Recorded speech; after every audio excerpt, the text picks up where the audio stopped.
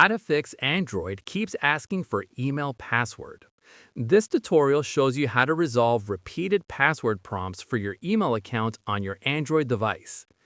First, open the Settings app on your Android device. After that, scroll down and tap on Accounts and Backup.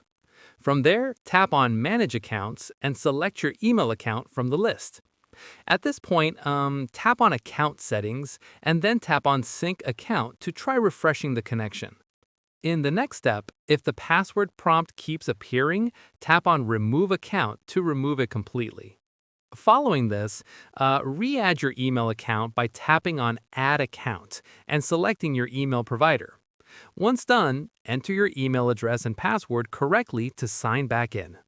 From here, if the issue persists, open your email app and long press on its icon and tap App Info. At this stage, tap on Storage and tap Clear Cache to remove any corrupted data that may be causing the repeated password prompts.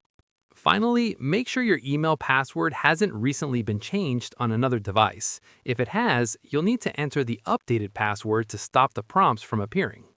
And that's it. If this Android guide helped you fix the repeated email password prompt, give it a like, subscribe for more Android tutorials, and tap the bell icon for updates. See you in the next one.